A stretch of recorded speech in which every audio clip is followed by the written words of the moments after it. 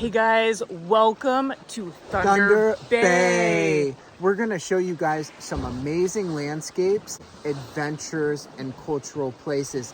Come and join us. Yeah, we're on Lake Superior. Let's go. We're gearing up for a road trip, so it's time for a breakfast of champions at Kangas Sauna, a unique restaurant that is also a sauna all in one. And they serve Finnish pancakes. So light, so fluffy, and thin like a cream. Guys, we're in Thunder Bay and we're heading to the Amethyst panorama. This is where you can mine and dig your own amethysts. So cool. Let's go check it out. Thunder Bay is the heart of amethyst country. These semi-precious gems are found in quality and quantity in Thunder Bay along the shore of Lake Superior. At the gift shop, we see what the finished products look like.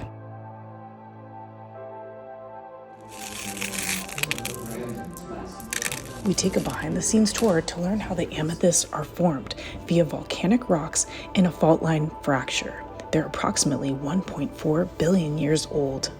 Before we begin our dig, be sure to like and subscribe down below. Amethyst, guys, we are here. We're picking our own amethyst. We're digging in the ground. We are out here learning about geology and we are digging for amethysts. They're everywhere. The ground is like purple. It's like being at the beach and looking for seashells. So it's really cool being out here at the amethyst mine. They say that amethysts have a lot of spiritual properties, including raising your vibration and creating more positivity, which I think we could all use. Cheers to that. It's hard to tear your eyes away. It's like a sea of purple. Polishing. Go in. That's pretty. We're looking for a good rock to amethyst ratio. So these are all the contenders and it's $5 per pound. So now we gotta decide. Picking stones with your pals the other day. Sundays are for picking stones. Tale as old as time.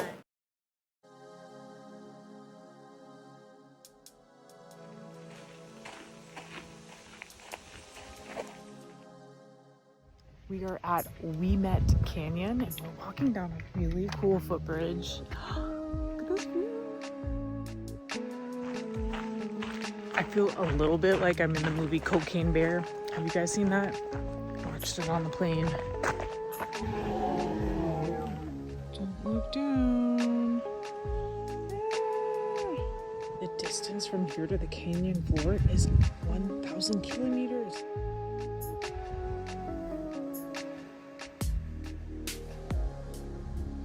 Hey guys, we are at Ouimet Canyon.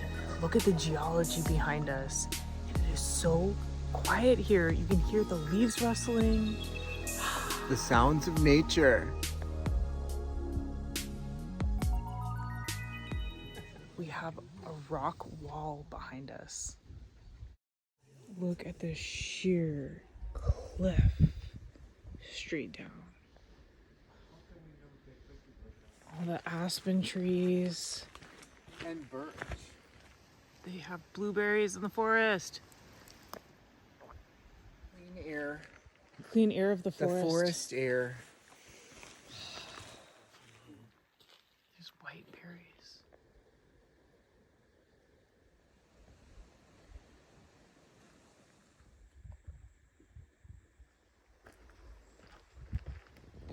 We have made it to the longest suspension bridge in Canada. There's actually 2 bridges here, and it costs 20 Canadian dollars to enter. And it is so quiet.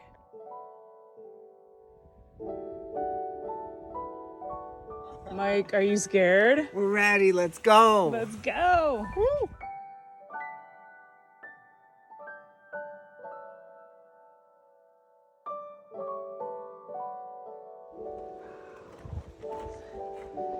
Kind of bounces as you walk. Would you guys do this? Comment below. Looks like you're walking on air.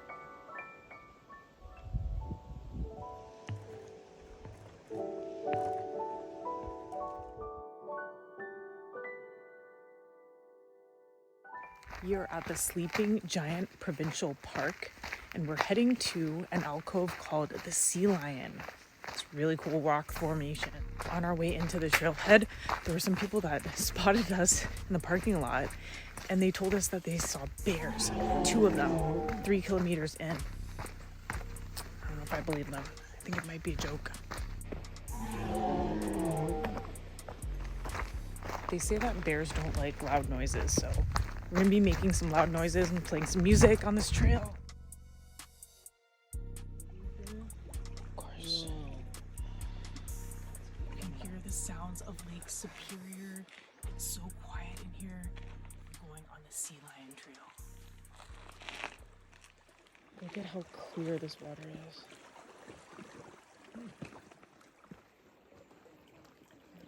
Okay, I'm gonna touch Lake Superior for the first time. This is the most pristine of all the Great Lakes. Oh my God, it is ice cold. That is ice bucket challenge cold.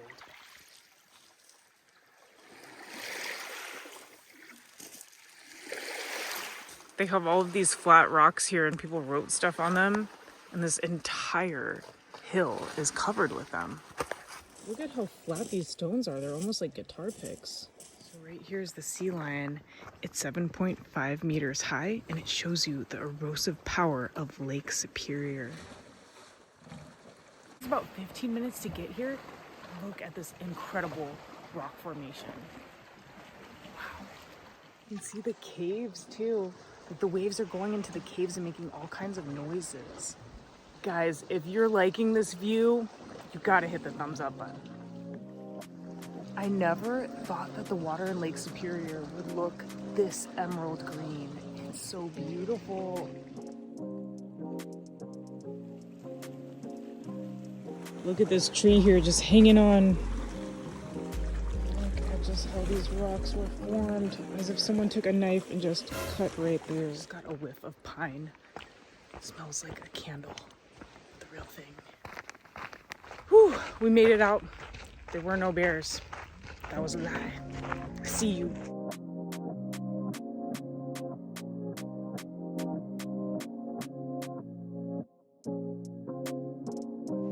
Hey guys, we are at Fort William Historic Park, and we're traveling back to 1815 to the time of the fur trade. We're gonna explore. Let's go. Time travel. Go. Fur trade. You see, of course, without indigenous people, well, there is no fur trade. Not only are they the ones who are, well, trading all of the fur into the company, without their help, we Europeans really wouldn't survive out here. Yes. Ooh, look at this. We have a fire.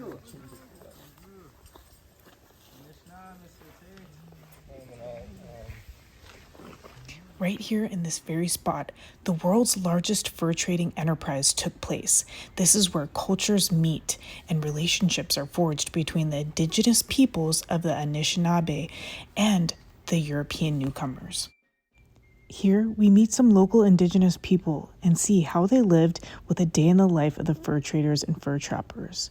We get a peek at their typical shelter, traditions, and customs, and how they utilize the environment for survival.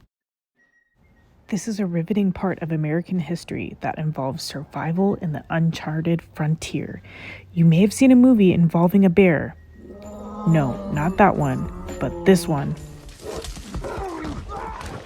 called The Revenant. And this is a glimpse of what it's like on the ground. You get a look inside Fort William. So Fort William, it's the largest fur trade post, of course, of the Northwest Company. Most posts are only 2, maybe 3 buildings. But because this is the main inland headquarters, because it's the site of the rendezvous, where we have so many people coming through, it does need to be quite a bit larger. Suddenly, everyone at Fort William breaks out in song to gear up for a rendezvous, or a large meeting held in the wilderness for trading fur and other goods. We're greeted by a cannon.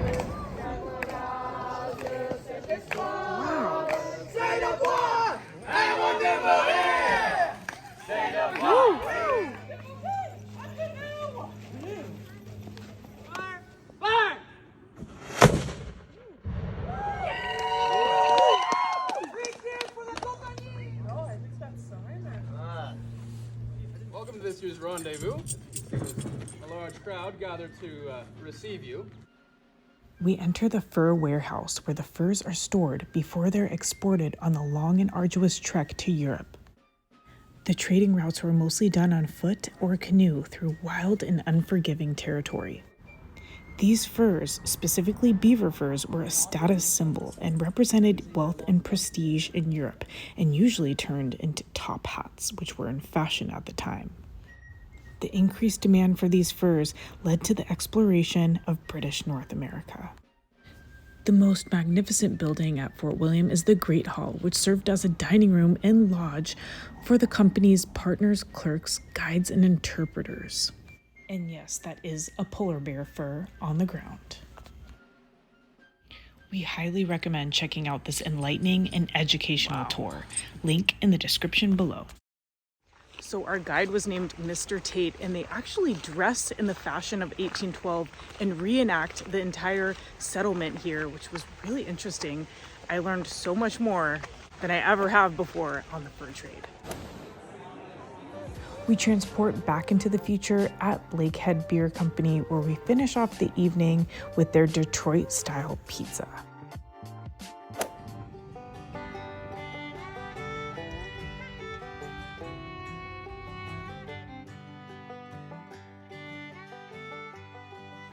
Hey guys, the sun just came out. We are at Mount Mckay, and they say you haven't visited Thunder Bay until you Have seen Mount Mckay.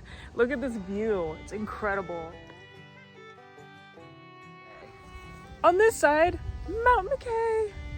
Such an interesting mountain too. Like there's no vegetation in between except for on the top. We're here in Fort William, and this is Indigenous land. We want to hear about the stories here that connect the place to the Indigenous culture. Come and join us.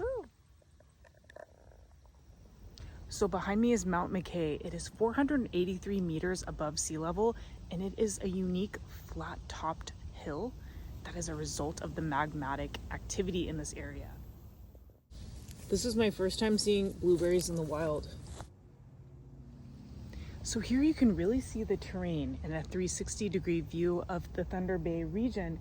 And when we were at the Fort Williams Historic Site, they mentioned that the fur trade was mostly done on foot and canoe because they couldn't transport livestock. They couldn't use horses for these distances because they were very irregular distances, lots of lakes, and it was hard to ride horses through this area. So this right here is the sleeping giant, and it kind of looks like a sleeping giant. That right there would be the head, the arms and belly, and then the legs out extended.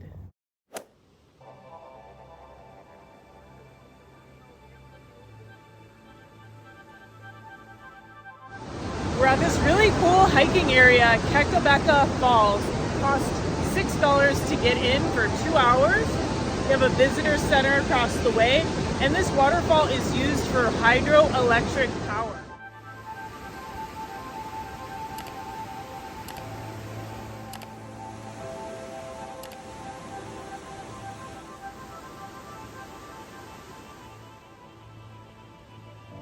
We're walking across this really cool footbridge right on top of the waterfall.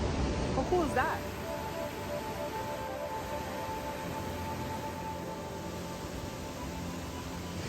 So you can really see the power of this waterfall. They call it the Niagara of the West, and it's taller than Niagara Falls.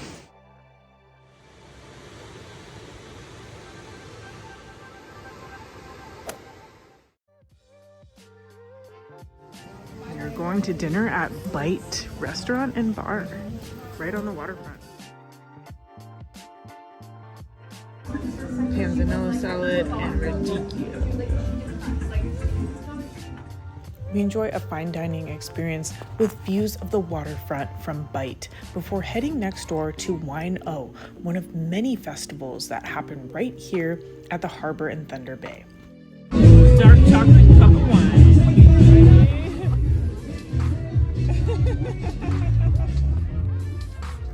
We passed by a skate park, dozens of boats, Canadian geese, and a rodent of unusual size swimming in the harbor, otherwise known as the beaver.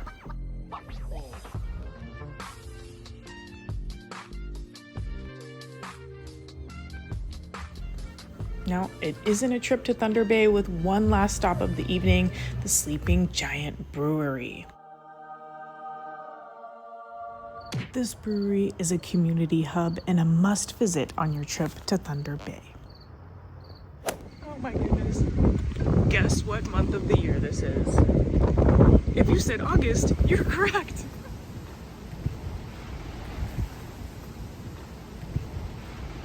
It is so cold, we're going to St. Paul Roastery. The next day of our trip, we're greeted with 50-degree weather, perfect for staying indoors and grabbing a cup of coffee.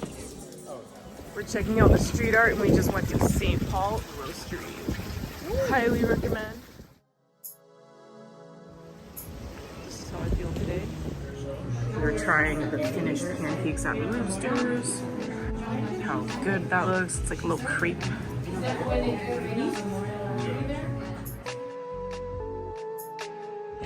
Hey guys, we are at Thunder Oak Cheese Farm. We're gonna go taste some cheese, but look at how beautiful this agricultural backdrop is. Sea of gold.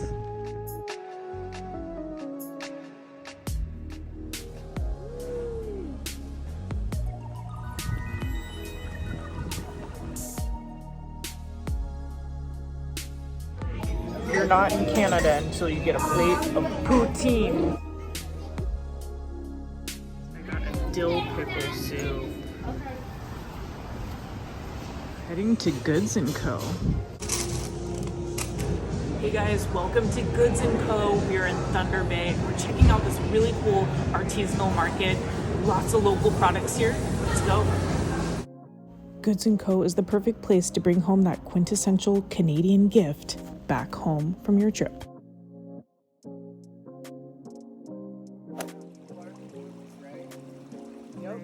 We're at the Cascades conservation area here in Thunder Bay, which is a bunch of little waterfalls over some ancient bedrock.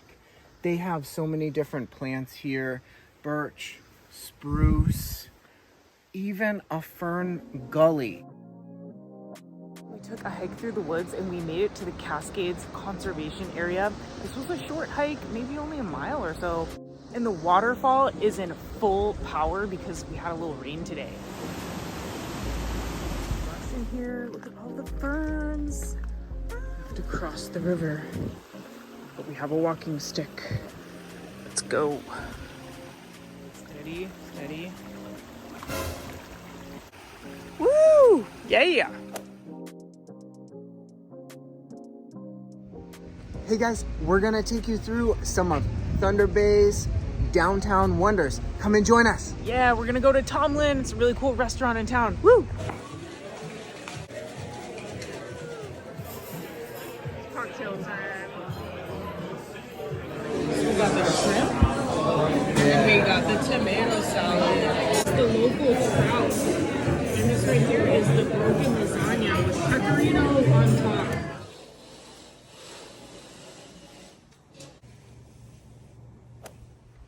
Hey guys, thanks for visiting us on our trip to Thunder Bay. If you liked the video, hit the thumbs up button, share with your friends, and subscribe for many more travel videos. We'll see you in the next one.